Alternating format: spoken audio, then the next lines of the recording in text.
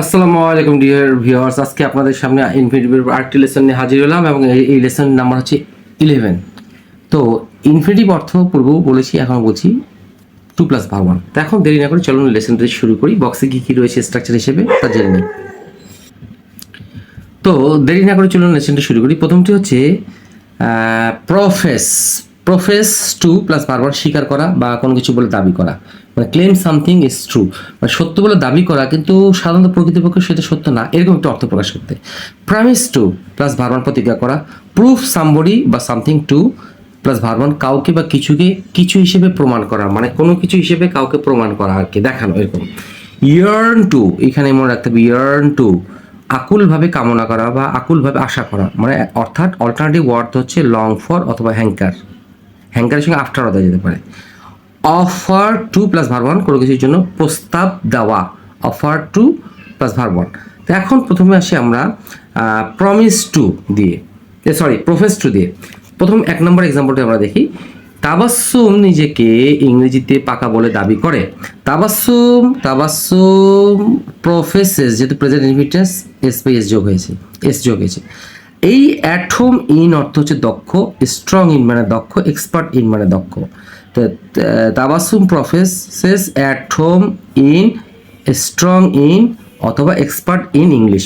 সে ইংরেজিতে নিজেকে দাবি করেছে যে সে ইংরেজিতে পাকা, কিন্তু সেটা নাও হতে পারে, এরকম একটা অর্থ প্রকাশ করতে এটা, বা সে আসলে না, নিজেকে দাবি করছে, আসলে সেটা সত্য না।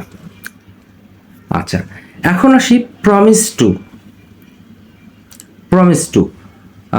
প্রমিস টু প্লাস ভার্ব প্রতিজ্ঞা করা, তারপরটা আসবে প্রুফ টু প্লাস ভার্ব হচ্ছে কাউকে বা কিছুকে কোনো কিছু প্রমাণ করা। এখন 2 নম্বরটাতে আমরা দেখি প্রমিসের 2 এবং 3। আমি কথা দিচ্ছি আমি তোমাকে যে কোনো উপায়ে তোমাকে বিয়ে করব, ফিউচার ইনহেরিটেন্স, বিয়ে করব বা আমি করি। আচ্ছা, এখানে বিয়ে করবো বলছি আই শ্যাল, এখানে আমি শ্যাল দিয়ে দিই। আই শ্যাল প্রমিস, আমি মাফ করবেন, এটা হবে না এখানে। আমি কথা দিচ্ছি মানে আই প্রমিস ঠিকই রয়েছে, আমি আসলে এই ববিবা দেখে আমার একটু উল্লট পালট হয়ে গেছে, তো এক্সট্রিমলি সরি। তাহলে আই প্রমিস ঠিকই রয়েছে, I promise to marry you, আমি প্রতিজ্ঞা করছি তোমাকে বিয়ে করব। এখানে ভার্ব ওয়ানটা। আর যে কোনো উপায়ের ইংরেজি হচ্ছে come rain or high water. মনে রাখতে হবে, এটা অত্যন্ত গুরুত্বপূর্ণ একটা phrase, come rain or high water.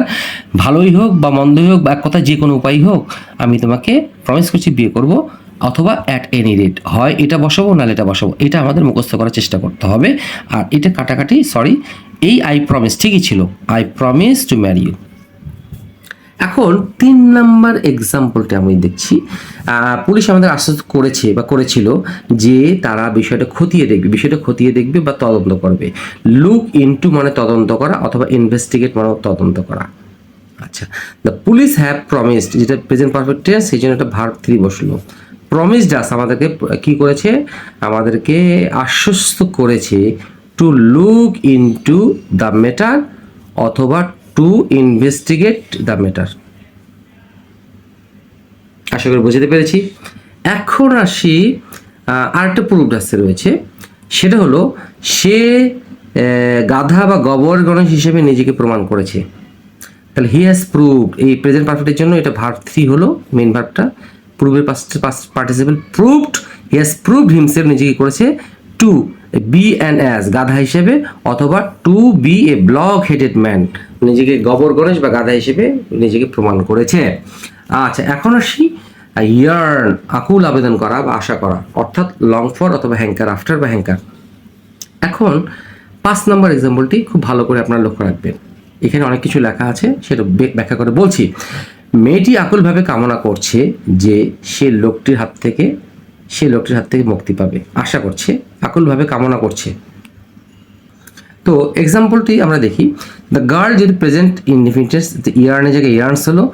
Two get rid of অর্থ হচ্ছে মুক্তি পাওয়া, মানে অর্থাৎ এই ইংলিশটা করা যেতে পারে ফ্রি ওয়ানসেলফ, নিজেকে মুক্ত করা, ফ্রম দ্য গ্রিফ অফ, কারো থাবা থেকে নিজেকে মুক্তি করা, অর্থাৎ গেট রিড অফ, এটা হয় এটা বসাবো না হলে এটা বসাবো। তা আমি এক্সাম্পলটি করেছি, the girl yearns to get rid of the man, আশা করছে যে লোকটি থেকে সে মুক্তি পাবে, অথবা এইভাবে করা যায়, the girl yearns to free herself, নিজেকে, এই মেয়েটির জন্য এখানে হারসেলফ আসলো। The girl yearns to free herself কি ফ্রম দ্য গ্রিপ, এই from the grip of the man, লোকটির হাত থেকে মুক্তি পাবে সেটা সে আশা করছে। আচ্ছা, এখন আসি 6 নম্বর এক্সাম্পল। আমি অনেক আশা করছি যে আমি একটি ভালো চাকরি পাবো। আচ্ছা, I yarn, I yarn to get a good job, এটা হবে। আর অন্যভাবে যদি করতে পারি তাহলে আমি লং ফর দিয়ে করি, তাহলে কি I long for getting a good job. এখন প্রশ্ন হচ্ছে এই আইএনজি কেন হলো? মনে রাখতে হবে এই ফরটা হচ্ছে প্রিপোজিশন, আমরা জানি এটা নোট। প্রিপোজিশনের পরে যদি ভার্ব বসাই তার সাথে আইএনজি যোগ হবে, তাই সেই জন্য এখানে আইএনজি যোগ হলো। আশা করি বুঝতে পেরেছি। এখন আসি অফার দিয়ে। অফারে কি রয়েছে আমাদের? Offer to plus verb one, কোনো কিছু প্রস্তাব দেওয়া। 7 নম্বর এবং 8 নম্বরটি আপনাদের আজকের লেসনের শেষ এক্সাম্পল দুটো। আমি তাকে ইংরেজি শেখানোর প্রস্তাব দেই, তাহলে কি I offer her to pick up English, এখানে লার্নও দেওয়া যাবে, LEARN, টু লার্ন ইংলিশ। আশা করি বুঝতে পেরেছি। এই পিক আপটা হচ্ছে ভার্ব ওয়ান। আমি তাকে কাজটা করে দেওয়ার জন্য 10,000 টাকার প্রস্তাব দিয়েছিলাম, ল নিলাম, পাস্ট টেন্স ইন্টেন্স, এটা মনে রাখতে হবে, এই ল নিলাম। তাহলে I offered, verb two, I offered her টাকা 10,000 কি করার জন্য? To do the job. আশা করি লেসনটি সুন্দরভাবে আপনাদেরকে বোঝাতে সক্ষম হয়েছি, এবং লেসনটি না টেনে দেখার চেষ্টা করবেন, কারণ আমার প্রতিটি লাইনে নতুন নতুন কিছু শেখার রয়েছে আমি মনে করছি, এবং এগুলো প্র্যাকটিস করলে অবশ্যই আপনারা খুব ভালো বক্তা বা ভালো ইংরেজিতে লিখতে পারবেন সেই প্রত্যাশা করছি। ভালো থাকবেন, সুস্থ থাকবেন, এবং বেশি বেশি করে এই স্লাইডগুলো বা এই অধ্যায়গুলো শেয়ার করবেন, যাতে করে আপনাদের মাধ্যমে অন্যরা অনেক উপকৃত হয়। সেই প্রত্যাশায় ভালো থাকবেন, সুস্থ থাকবেন। আবারও বলছি আসসালামু আলাইকুম।